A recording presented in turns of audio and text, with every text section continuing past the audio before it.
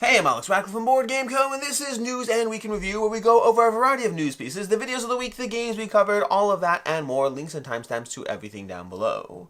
We are going to start off as we usually do with news. We have a bit more news pieces than usual, but part of that's because I didn't do the News and Week in Review for the past 2 weeks, which means some of these are catch-up pieces from prior weeks. But with that said, let's go ahead and dive into the news section, then the new game section, because there's a lot more in the new game stuff. Don't get me wrong, new games come out all the time. I usually cover those that I think are more of note, if that makes sense. So I get a smattering of some of the new games. But with that said, let's start off with the news. We have Hel Anastyr, which CMON had taken over. They are being sold to Don't Panic Games. So this continues CMON's, this is an article over on Board Game Wire. This continues CMON's sell-off of a variety of IPs. As I have said before, as long as they hold on to like Marvel United and Cthulhu Death May Die, I think they still have like a nest egg they can build off from some of those. If those two go, I don't know what CMON is anymore at that point. Even now, CMON's definitely like, you know, it's a lot. The whole thing's a lot. But you can go ahead and read the article. It goes into a lot more, both on Don't Panic, as well as all the things that CMON has done so far with IPs. Then we have over here, we have passion and board game profession has given way to economic reality. Ludonaute's no longer publishing new games after selling off Colt Express and Living Forest IPs. Same situation. They sold these over to Tycoon Games. Tycoon Games has been on a massive purchasing spree as far as tons of games. But they basically talk about the challenging economic landscape for board games, and so Ludonaute's no longer publishing new games, which is, it's sad. It's nice, but that they're not like just going out of business and crash and burn like sometimes we see. But nonetheless, it's sad when anyone decides to no longer be involved because it's just too challenging. And then lastly, again over on Board Game Wire, we have Asmodee Kids. They are adapting their most iconic games into shorter, child-friendly versions with a kid-focused brand. They also did over on Board Game Arena. I actually have this in my news pieces, but if you pay attention to Board Game Arena, they completely rehauled the branding of Board Game Arena, which makes sense, honestly. It always felt a little out of place the way it was like Board Game Arena, but it didn't feel like an Asmodee owned thing, and they've done just enough polishing up on some of the core stuff like the logos and like the loading screens, things like that make it now feel like an Asmodee owned property, which it makes sense practically speaking.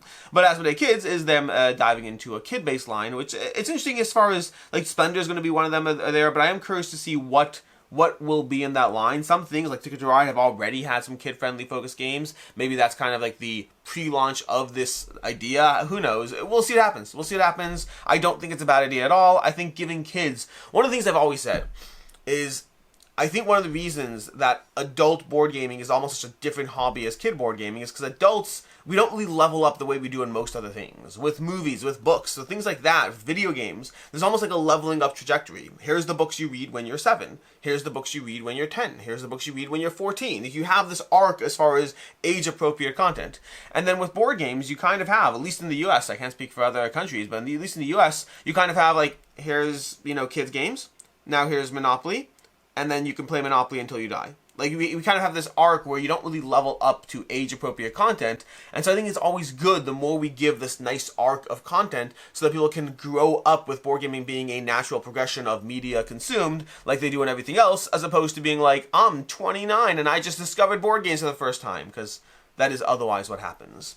But that's what we have over here as far as the news. As far as the new games, we have a bunch of things. We have Lost Ruins of Arnak Twisted Paths. This is basically the new board that was in the big box. So like, I got really excited when I saw this. I was like, oh my gosh, new boards! And then I realized it's the new boards that are in the big box, which I'm still excited for, but it's something that already exists, but now you can get your hands on it without having gotten the adventure chest. Then we have latest releases from Stonemaier. We have Wyrmsbrand Dragon Academy, Tokaido Duo, and Smitten 2. So both of those, Smitten 2 is $2. What am I missing here? Why is this so cheap? Smitten 2 is, to me, obviously you have to feel shipping and all that, but I guess it's to incentivize you to jump into other things, but is that a mistake? Because 20 versus 25 makes sense. 25 versus 30 makes sense. $2 versus 10, that seems surprising to me, but yeah, I don't know. And we have Tokaido Duo Solo Pack, already including Stonemaier Tokaido Duo. Why? Now I'm just confused. Why is it Tokaido Duo Solo Pack? I'm going to click through in this. Why is a Tokaido Duo Solo Pack already including Tokaido Duo? This is for version. This pack is only for those who own a previous version of Tokaido, one with Fun Forge on the box. Was there previously a Tokaido? I'm confused.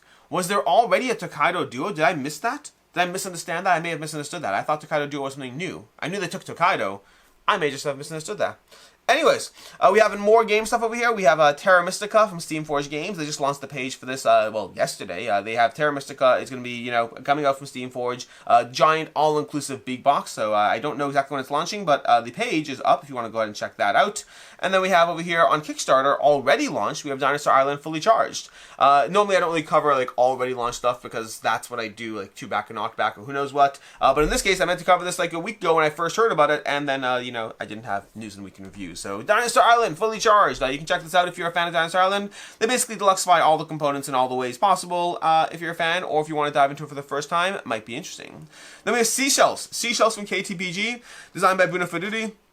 This is their newest game in the Kids Table board gaming line, so that will be coming out soon. And then lastly, we have Marvel Skirmish. Honestly, the most interesting thing about this is that this is from Lookout Games. So it's Marvel Skirmish, which is basically, it's a re-implementation of another game from them, but it's Lookout Games, which is making a Marvel Skirmish in New York. Marvel Skirmish in New York, which I thought that was interesting, because I wouldn't, on my bingo card for 2025, I did not have Lookout Games getting involved in Marvel IPs, but it is indeed happening. And that is what we have as far as our news, as far as our new game roundup, which brings us to the Week in Review.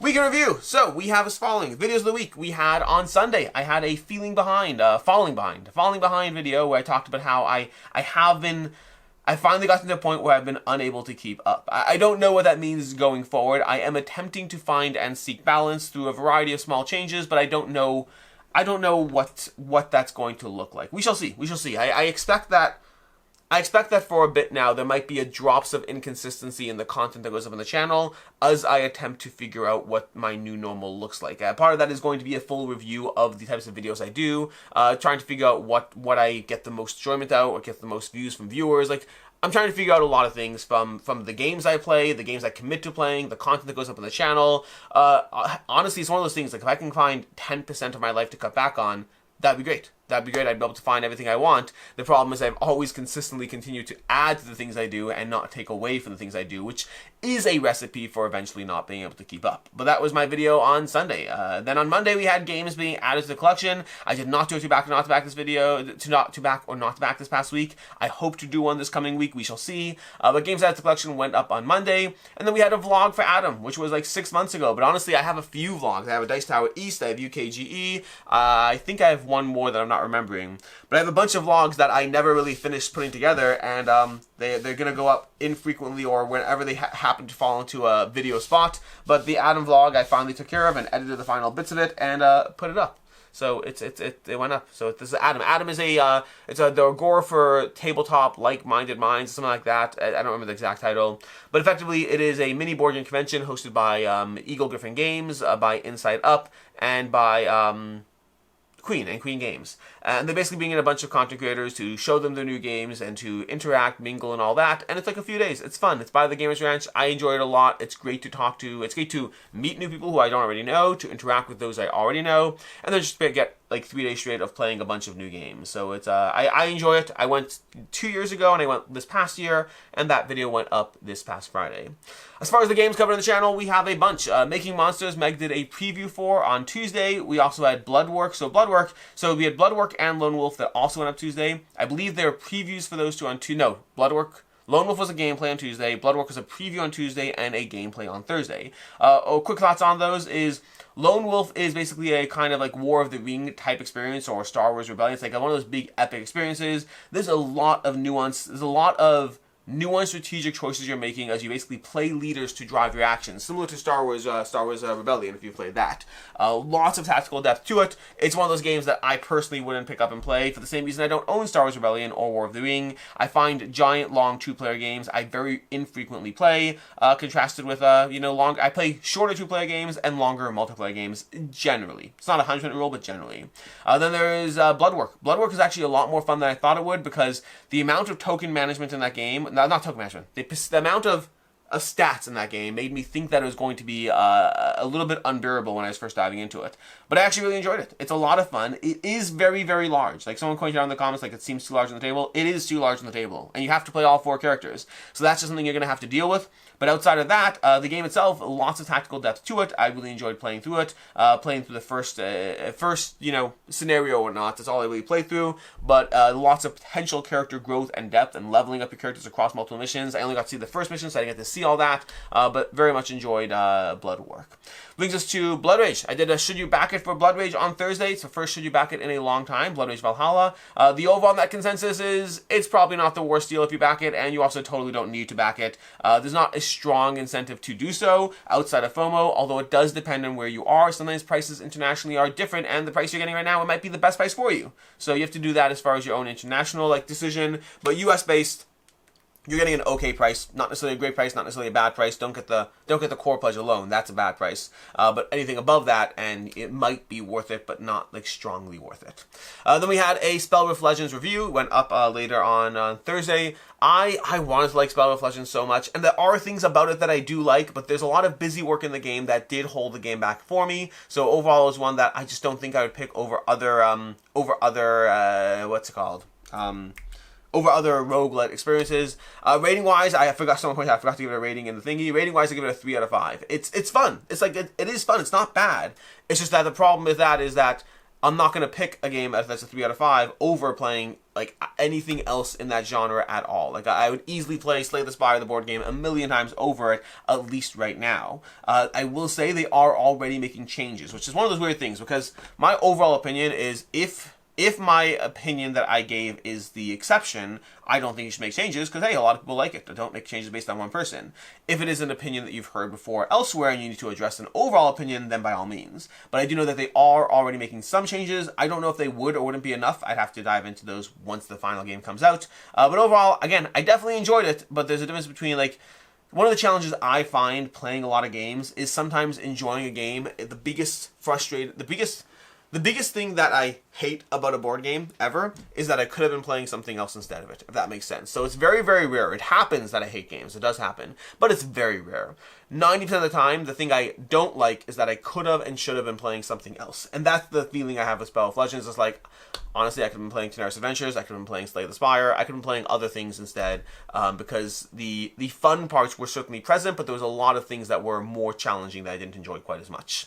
That is Spellrift Legends. And that brings us to today. Today we have a few things. We have we have a Disco Heist Laundry playthrough. Disco Heist Laundry has a playthrough going up on the channel. This is an earlier prototype version filmed a while ago. And then we have a Dino Garden review. That's the pack of the 3 games by Uchibakoya. That one's going up later today as well. And Aqua Garden and Sky Garden will be going up later, probably next week sometime. As far as next week, we should have a few things. Sunday, I hope to have a video on the Star Mark board game table and why you probably shouldn't be backing it. And then I have the vlog series continues. This is that week 1, week 2, week 3 vlog. We are up to week 4 because the weeks of the vlog don't necessarily correspond to the weeks of real life, just the way it works. But we have week 4 going up shortly on the vlog. This one is a Gen Con recap of all the games I've been trying to cover and all that from Gen Con. This is from 3 weeks ago already, so I feel past it, but the vlog will go up sometime this week. And then we have a whole lot of crowdfunding stuff. Right now, people are getting into all their last crowdfunding campaigns in before we hit that, holiday season and push off till next year. So it's going to be a lot of crowdfunding content for the next few weeks, I imagine. This week is already chock full of this past week had it, and this next week's going to have more of it. As far as the games on the table, as usual, these are the games I hope to be playing this week or shortly. Speaking of crowdfunding coverage, we have Honest End that I should be playing on Monday. We have Naishi that I have no specific date for. This is from Renegade Games, 2-player game. Intrigued by it, no specific date, but I hope to read the rules and play that. Lorcana, we have Lorcana over here. Lorcana Palace Heist. Why is the box upside down looking over there? Lorcana Palace Heist. This is the cooperative version against Jafar. You can play it solo co-op and all that. I have already played this several times and have not won once. I haven't won the most easy basic mode once. I feel we're going to play it again. We're going to play it again. I want to play this. I want to beat this. I'm enjoying it, but we're going to play it more. And then we have Star Wars Intro to Hoth, which is actually fun because I finally just taught one of my sons how to play it, and he enjoyed it. And then the next day, this showed up, Intro Battle to Hoth, which means now we get to go through the Learn to Play after having just learned to play, which is, honestly, the way I got my daughter to Lorcana is I got it a long time ago. We didn't really play much, and then we had the Learn to Play guide, and we went through it. I already know to play, but I used the Learn to Play to guide her through it, and then she loved it. And I'm going to do the same with my son, although I already taught him how to play just before this showed up, so we'll see. But I've been playing through more Lorcana and Star Wars Limited and having fun doing so. Maybe I'll just get rid of all my board games and just do, Lorcana, Star Wars Unlimited, and Marvel Champions. Like I could probably just turn this into an art. What do you guys think? Do you want a TCG channel instead, like the board games are? I'm joking, by the way. I'm so joking. Just so we're on the same page. I love board games. I do think I have room for Lorcana, Star Wars Unlimited, and Marvel Champions. I don't think I have room for more than that, which is it's so many games. There's so many games. It's hard to keep up. But with that said, that is basically it. Until next time, I'm Alex Radcliffe from Board Game Co. I hope you enjoyed this video, and as always, I hope you have a good one.